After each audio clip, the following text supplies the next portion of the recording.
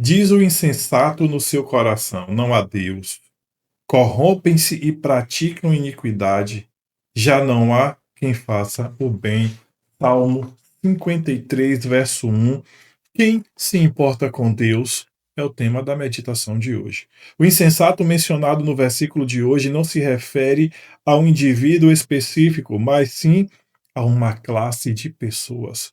A palavra hebraica naval, usada para descrever o sem noção, não denota aquele que é inculto por falta de recursos, mas aquele que persiste na ignorância, mesmo diante da oportunidade de conhecer a Deus. É a teimosia no erro que o leva à perversão, opondo-se à sabedoria. Por isso, o texto nos convida a refletir a quem importa a existência de Deus. Essa pergunta é a essência da vida.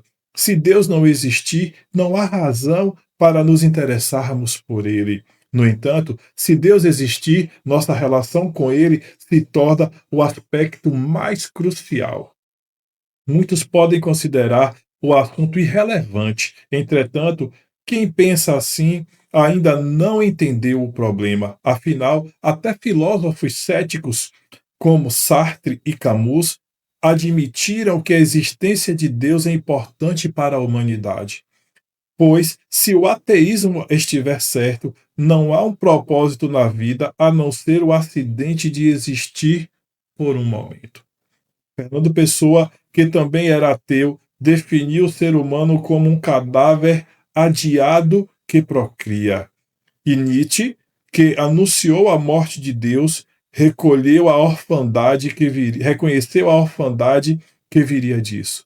Sem Deus, dizia ele, vagueamos por um nada infinito, sem nada acima nem abaixo. É preciso acender as lanternas de manhã e inventar jogos que assumam o lugar da cerimônia religiosa.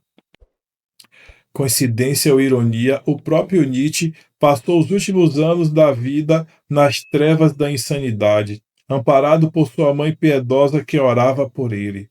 Percebe como até mesmo intelectuais que não têm fé reconhecem que é complicado viver sem Deus?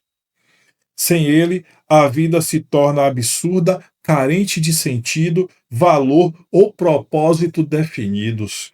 É como um trecho do Macbeth, em que Shakespeare retrata a história humana como uma sombra que anda, e nós, como atores simplórios, iludidos em nosso instante de glória, para descobrir depois que tudo não passa de um contato narrado por um tolo, cheio de fúria, sem significado algum.